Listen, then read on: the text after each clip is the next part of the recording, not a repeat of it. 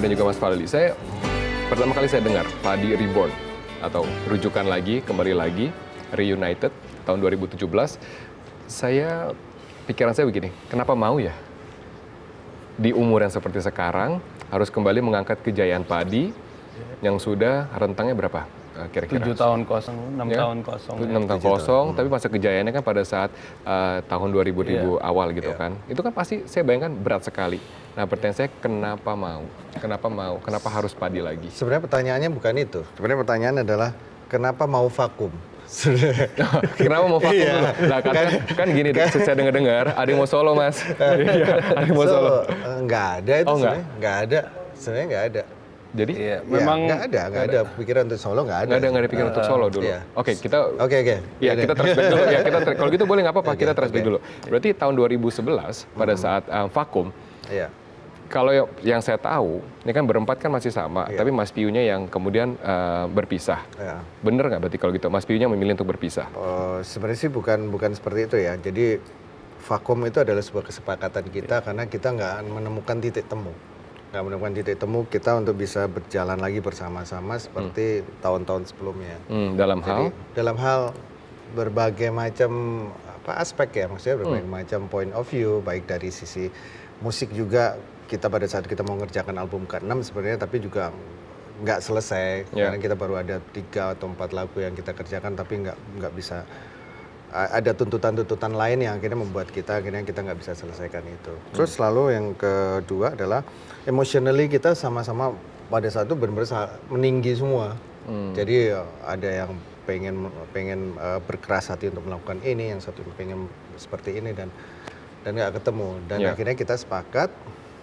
Sampai satu titik itu akhirnya kita benar-benar pecah banget, maksudnya pecah benar-benar boiling.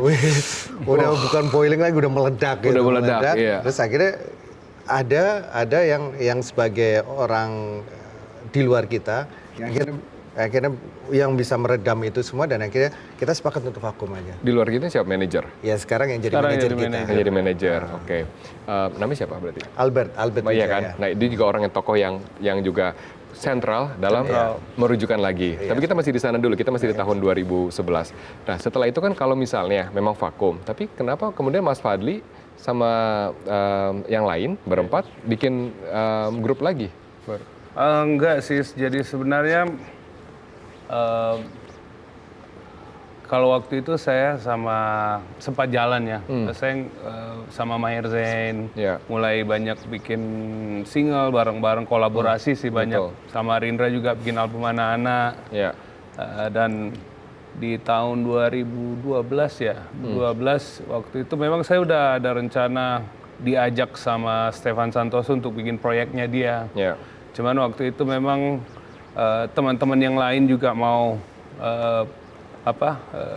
waktu itu Yoyo baru selesai dari rehabilitasi, mau ngajak, ayo kita bikin sesuatu karya yuk, ya sesuatu. Saya bilang ya udah ayo kita bikin, cuman jangan pakai nama Padi, kita bikin satu proyek aja gitu. Maksudnya bukan pengganti Padi, tapi buat kita tetap bisa berkarya. Akhirnya kita bikin Musik Kimia. Betul, berempat kan?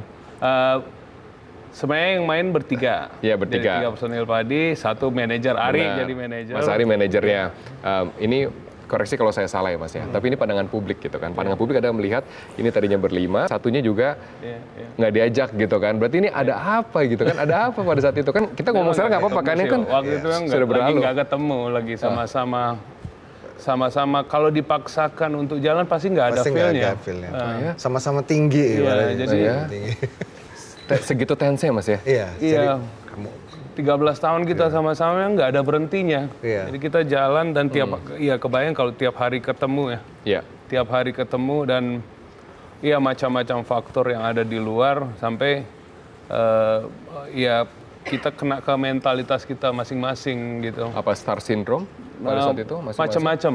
Udah campur lah. Ada yang kayak saya udah nggak terlalu nyaman dengan ada jenuhnya. Jadi jenuh saya nggak nyaman dengan popularitas, saya malah lebih melankolis, nggak terlalu nyaman dengan. Mungkin saya kaget capek kali Mas, capek kan berada dalam sorotan. capek dalam Dan sorotan. nggak ada berhentinya sama sekali. Sama sekali nggak ada berhentinya. Nggak ada berhentinya. Oh ya. Dan ya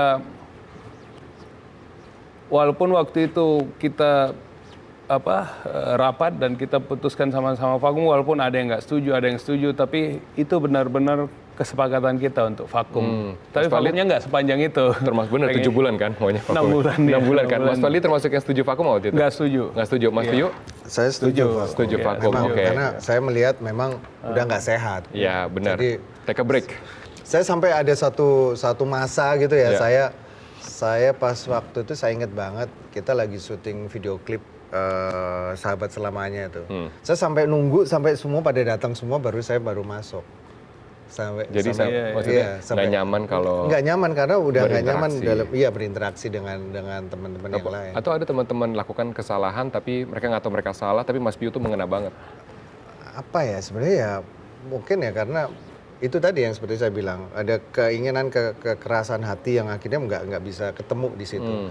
Dan saya pikir akhirnya puncaknya adalah pertemuan terakhir itu akhirnya meledak dan udah ini memang harus vakum karena udah kalau diteruskan lagi juga pasti nggak sehat. Tapi pada saat ibarat kita udah maaf-maafan pun mungkin nggak akan sulit sehat. ya, betul, sulit. Tapi mungkin has to take a break. Take a break, benar.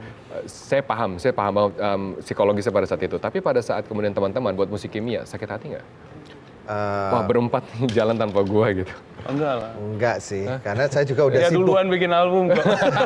Oke, kalau gitu saya balik, bentar. Saya balik ya. Saya udah terlalu sibuk. Oke, kalau gitu saya balik, sorry. Kebalik pertanyaannya. Kalau gitu pada saat kemudian vakum nih 6 bulan ya. Tapi dalam rentang itu, tiba-tiba Mas Piyu keluarin album gitu. Teman-teman yang lain sakit hati nggak? Enggak sih. Benar-benar enggak. Maksudnya saya mungkin marahnya dulu ya, marahnya sama Mas Piyu karena waktu kita vakum 6 bulan itu kita nggak ketemu kembali, itu aja. Malah Jadi sama anak-anak yang lain juga. Benar-benar hilang gitu iya, ya? jadi no maksudnya konteks sama sekali? Ada kesepakatan kita mau ketemu 6 bulan lagi, dan kita nggak ketemu waktu itu saya sempat marah banget. Ada yang nyariin nggak pada saat itu? Kita ketemu dong. Juga. Ada nggak yang nyariin? Ada. Yang punya inisiatif. Yang punya inisiatif siapa waktu itu? Ingat nggak? Ya tetap Mas Albert ngajak ketemuan, tapi akhirnya nggak ketemu. Nah itu yang saya sempat drop banget. Tapi ya life goes on ya. Saya pikir oke, saya harus jalani ini dan kita harus sama-sama berbesar hati karena memang kita belum ketemu waktu itu. Memang kita sama-sama keras kepala ya, sama-sama egois. Jadi akhirnya waktu itu belum ada, saya belum bikin apa. Baru sama Rindra bikin album anak-anak. Berarti kan 6 bulan dari kesepakatan vakum harusnya bertemu lagi. Iya. Tapi sama sekali nggak ada yang nyari-nyariin tuh. Iya, saya lihat anak-anak bukan cuma Mas Piyu, Mas Ari, yang lain sudah kehilangan energi untuk ketemu gitu. Padahal saya termasuk orang yang menggebu-gebu. Ini akhirnya kangen kan? Iya kangen lah. 6 bulan ini kita sudah punya banyak waktu buat ngaca lah, bercermin sendiri, kontemplasi sendiri. Pada saat itu nggak kejadian, saya drop. Saya drop dan ya kecewa aja. Untungnya waktu itu Ari sempat ngasih tau, Fat, daripada kamu drop ya stres gini, mending kamu cari apa mainanmu yang lain yang kamu sukai selain musik. Akhirnya saya berkebun, urban farming, dan saya menemukan hobi kedua saya di situ. Urban farming. Jadi berkebun ya. Keren ya Mas ya. Musik itu biasanya bikin single lagi, biasanya bikin yang lain, biasanya ini berkebun. Itu hobi dari kecil ternyata ya. Sampai sempat jadi dosen juga, saya ngajarin calon pensiunan untuk Mas Fadli berarti kangen banget ya, saking kangennya gitu kan. Kangen, ya. Mas Piyu kangen juga nggak pada saat itu? Oh, saya kangen, tapi kangen yang waktu sebelum kita vakum. Maksudnya jauh-jauh hari. Jadi saya pengen merasakan kayak dulu lagi, gimana sih kita bikin rekaman bareng dan segala itu yang nggak saya temukan lagi. Ya mungkin, tapi terus terang aja sih saya banyak belajar dari hal itu. Jadi saya juga selalu merefleksikan, oh ini mungkin kesalahan saya juga. Ada banyak hal yang aku juga harus aku rubah dari. Kalau menurut Mas Piyu salahnya di mana?